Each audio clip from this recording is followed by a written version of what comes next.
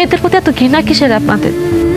শুধু আপনি না, পৃথিবীর হাজার হাজার পরিবার, হাজার হাজার স্বামী, পিতা শুনলে মেয়ে সন্তান হওয়ার শুনলে তাদের চেহারা চেঞ্জ হয়, তার আচরণ চেঞ্জ হয়ে যায়। কেন? মেয়ে হওয়াকে অভিশাপ, মেয়ে হওয়াকে পাপ, অন্যায়? আপনি যে পৃথিবীতে দাঁড়ায় রয়েছেন না আছেন জীবিত, কার জন্য? আল্লাহ তাআলা কোন একটা নারীর মাধ্যমে, একটা মেয়ের মাধ্যমে আপনি পাঠাইছে। আপনার মাও কিন্তু একটা মেয়ে। কোন কিতাব, কোন কোরআন বই পুস্তকে লেখা আছে যে বাপের পায়ের নিচে সন্তানের বেহেশত? দেখছেন? দেখবেন না তো। লেখা আছে কোথায়?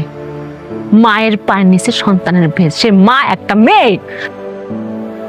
আসলাম আর একটা কথা, আপনারা কি মনে করেন ছেলে সন্তান আমার খুঁটি, আমার শেষ প্রজন্মের খুঁটি?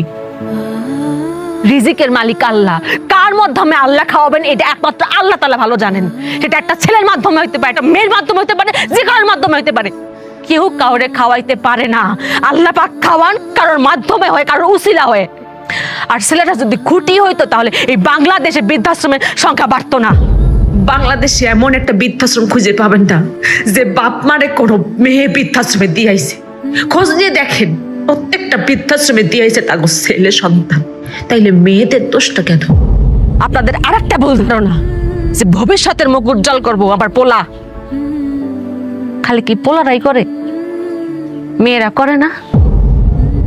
পৃথিবীর কোন কাজে কোন জায়গা মেয়েরা নাই? কোন জায়গা মেয়েরা পিছিয়ে আছে কোন তো? ডাক্তার, ইঞ্জিনিয়ার, পাইলট কোন জায়গা নাই? আরেকটা কথা তো আমরা সবাই জানি যে আল্লাহ পাক যখন খুশি হন তখন তার ঘরে মেয়ে সন্তান দেন।